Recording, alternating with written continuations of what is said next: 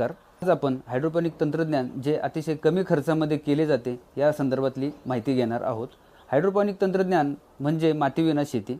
या पद्धतीने चारा उत्पादन करणे हे आता गरजेचे झालेले आहे।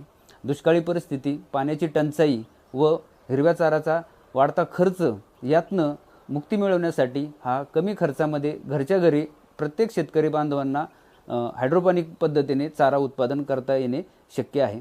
आज या व्हिडिओमध्ये आपण कमी खर्चामध्ये शेतकरी बांधव कशा पद्धतीने हायड्रोपोनिक चारा निर्मिती करू शकतात याबद्दलची माहिती पाहणार आहोत।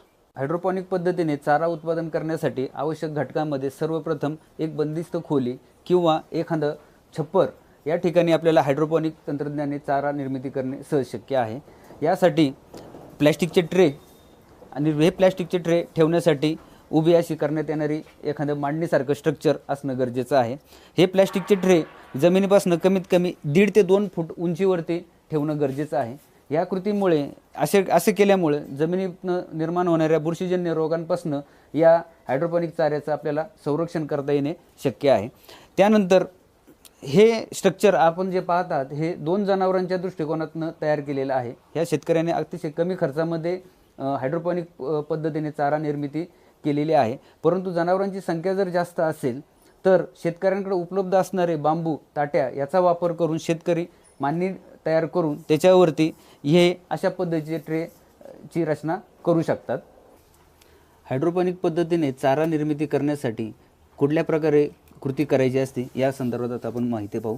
सर्वप्रथम जे मका बियाणं ज्यापासून आपल्याला चारा निर्मिती करायचे आहे ते त्याची योग्य निवड करावी।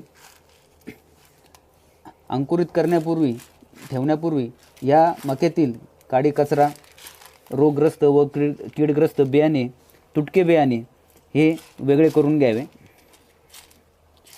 या कृतीमुळे बुरशीजन्य रोगांपासून या आपल्या चाऱ्याचं संरक्षण होत असतं। अनेक शेतकऱ्यांची ही समस्या आहे की हायड्रोपोनिक पद्धतीने चारा निर्मिती करत असताना बुरशीजन्य रोगांचा प्रादुर्भाव होतो व संपूर्ण ट्रे खराब होत असतात। परंतु माझ्या मते या पद्धतीने जर आपण योग्य निवड जर केली, रोगयुक्त व कीडयुक्त बियाणे वेगळे केले व त्यानंतर अंकुरण्यासाठी जर ठेवले तर बुरशीजन्य रोगांपासून निश्चितच आपल्या चाऱ्याचं आपल्याला संरक्षण करता येईल। यानंतर निवड झालेले बियाणे आपल्याला 12 तास भिजवून ठेवायचे आहे।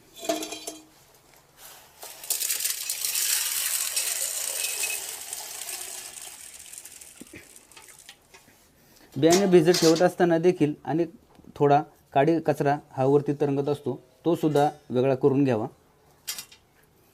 12 तास हे बियाणं भिजवून ठेवणं गरजेचं आहे।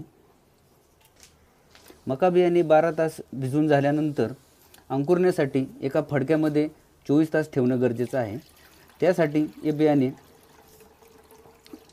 फडक्यात घेऊन पाणी ओतून द्यावे। अतिरिक्त पाण्याचा निचरा करावा।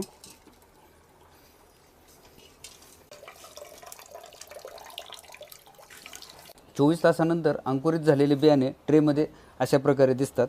या पद्धतीने एका ट्रेमध्ये 1 किलो बियाणे पसरून घ्यावे। पसरलेले बियाणे अशा पद्धतीने ट्रेमध्ये ठेवून त्याची रचना केली जाते। दर 2 तासानंतर मका बियाण्याला पाणी देणं गरजेचं आहे। आपल्याकडे स्वयंचलित यंत्रणा जर नसेल, फॉगर्स जर नसेल तर साध्या हातपंपाच्या साहाय्याने देखील आपल्याला ही कृती करता येऊ शकते। तिसऱ्या दिवशी हायड्रोपोनिक चाऱ्याची अशा पद्धतीने वाढ झालेली आपल्याला दिसते। चौथ्या ते 5व्या दिवशी अशा प्रकारे मक्याची वाढ झालेली आपल्याला दिसते। 7व्या दिवशी अशा पद्धतीने मक्याची वाढ झालेली आपल्याला दिसते।